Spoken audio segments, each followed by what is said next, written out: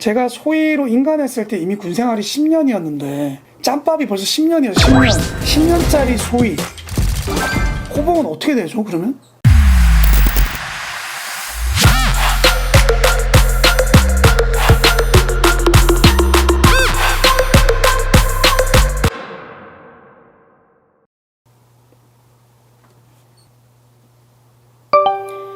안녕하십니까. 자, 달려라 김대휘의 김대명입니다. 우리 직장 생활 하시는 분들이 가장 기다리는 날이 언젠가요? 그렇죠. 월급날입니다. 월급날. 다들 월급날 기다리고 하잖아요. 사람들이 직장에서 윗사람 비위 맞추고 밑에 후배들 막 치고 올라오고 그거를 꾸역꾸역 하루를 견디는 힘이 바로 월급입니다. 월급. 뭐 요즘에는 이제 통장에서 스쳐서 지나가는 게 월급이라고 하던데, 그래도 저처럼 이렇게 코로나로 1년 넘게 매출이 빵원인 이런 소상공인보다는 월급 차이가 더 낮죠 요즘에는. 저도 좀 부럽기까지 하더라고요. 오늘은 이제 군대 얘기를 좀 할 건데, 이제 군대에서 이 돈에 대해서 이 월급, 보통 이제 공직에 있는 분들이 월급을 얘기할 때 이제 봉급이라고 보통 표현을 하더라고요.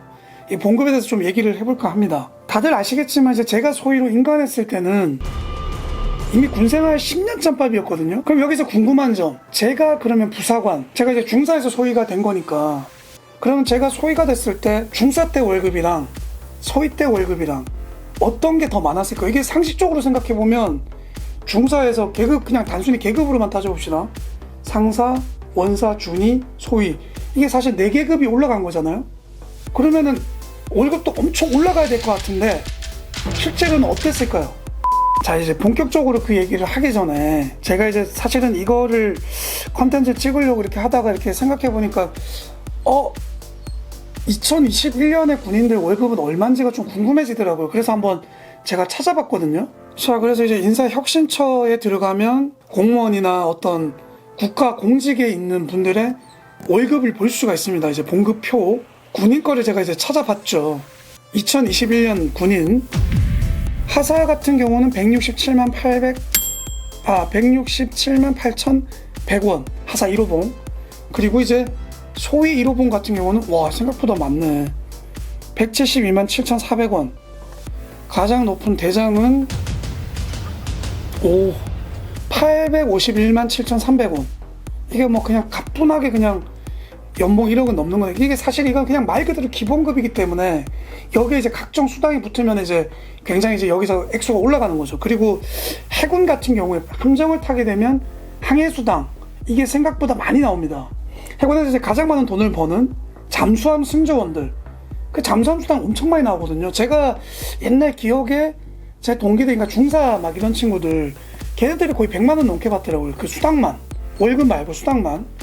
이게 아마 우리나라 국군에서 조종사와 더불어서 가장 많은 수당을 받는 곳이 아마 잠수함 승조원일 겁니다. 굉장히 많이 받거든요. 그래서 그런 것까지 치면은 군인 연봉 장난 아닌 거죠.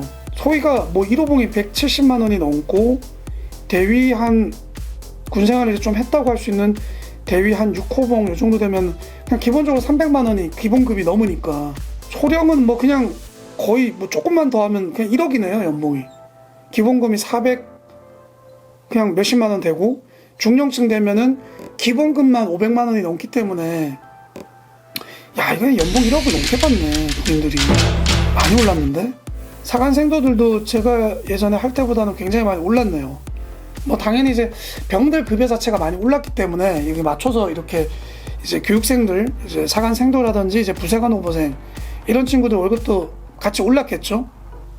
자, 그래서 이제 군인들 같은 경우는 여기 표를 보면 아시겠지만, 진급을 했을 때, 오토바이 중에 너무 많이 나오는데, 이제 진급을 했을 때 호봉이 다시 그 계급별로 리셋이 돼서, 단순히 뭐 예를 들어서 소령 뭐 10호봉이라고 해서 10년을 복무한 게 아닙니다. 뭐 상사 10호봉이 10년을 복무한 사람이 아니고요.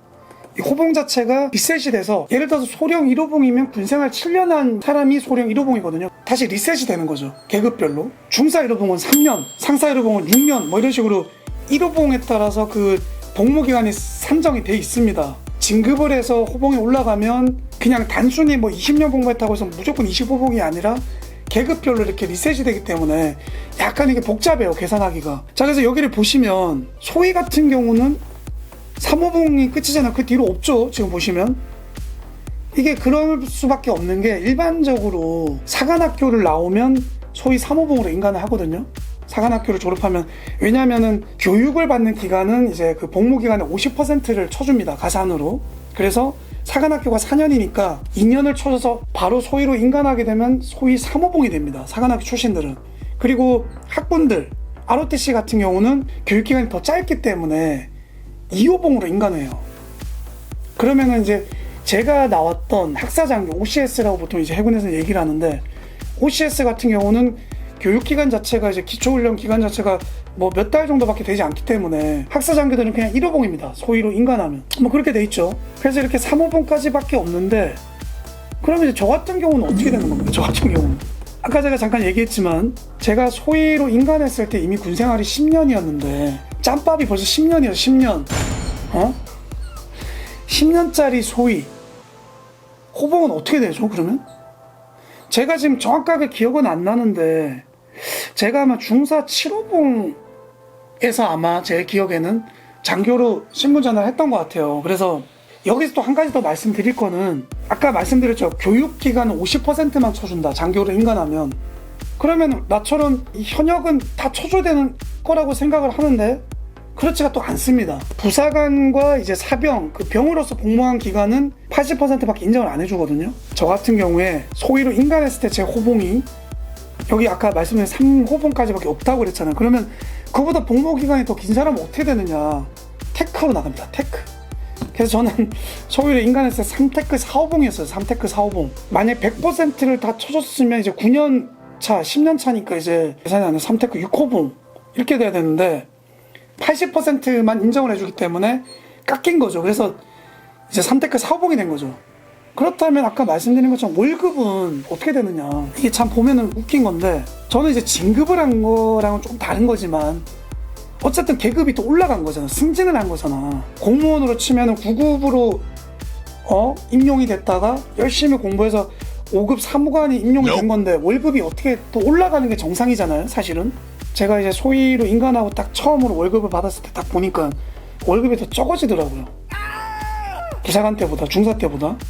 기본적으로 이제 제가 중사 7호봉이었으니까 여기 지금 표만 봐도 알 수 있지만, 물론 이건 이제 2021년도 거지만, 그래서 제가 이제 계산을 해보니까 한 20만원 정도, 20에서 한 20몇만 원? 그 정도가 더 적더라고요, 급여가. 참 재밌었던 거는 이제 제가 복무할 당시 거의 상당 기간을 저희 같은 경우는 월급 명세서라고 하죠. 보통 그 직장에서도 받는 거. 그걸 이제 종이로 받았어요. 그래서 월급날이 다가오면 이제 행정장이나 격리장 뭐 이런 분들이 이제 부대 격리단 거기서 받아와가지고 나눠줍니다, 사람들한테. 그래서 그거 보는 재미가 참 쏠쏠했었는데, 그렇게 이제 종이로 월급 명세서를 받다가 2007년 3월부터 이메일로 이제 월급 명세서를 보내주더라고요.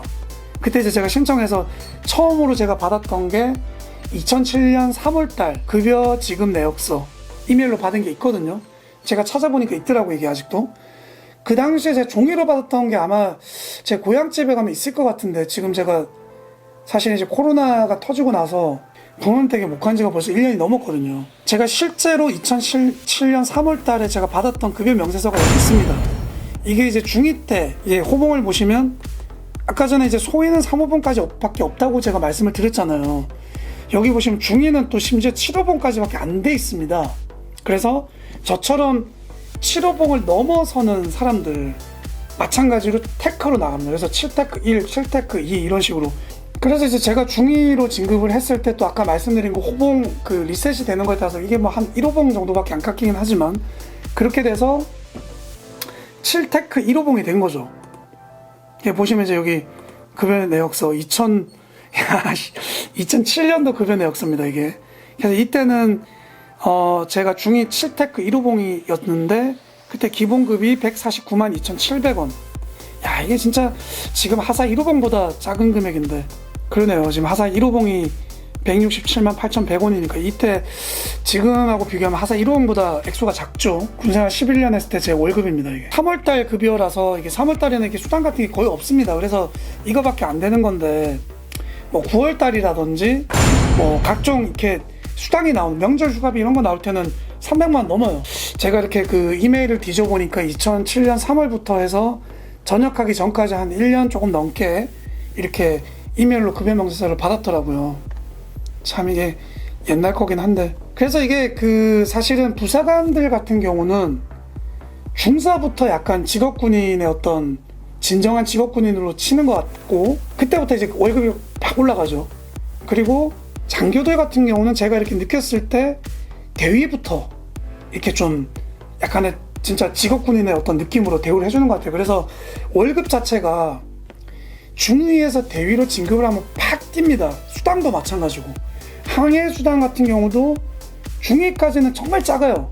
이게 제가 배를 탔지만, 근데 대위가 되자마자 제가 이렇게 배 탈 때 그 2006년 이때도 제 지금 약간 기억이 까마득하긴 하지만 그 한 달 풀로 이렇게 그 2주 보통 출동을 나갔다 오면 경비 이렇게 나갔다 오면 이제 상해수당을 거의 풀로 받으면 대위들 같은 경우에 거의 한 80만 원, 90만 원 이렇게 받았던 걸 기억나거든요. 거의 뭐 굉장히 많이 받았어요. 그런데 이제 소위 중위들은 그거랑 굉장히 많이 차이가 나서 별로 그렇게 재미가 없었던 것 같아. 내 기억에 생각이 한 3, 40만 원? 요 정도 됐던 걸로 기억나는데, 혹시나 지금 현역에 계신 분들, 해군에 있는 분들은 얼마 정도 받는지 뭐 혹시나 댓글 달아주시면 감사할 것 같고, 제가 좀 오래돼서 지금 기억이 가물가물하거든요. 부사관으로 있다가 장교, 제가 원해서 간 거니까 심지어.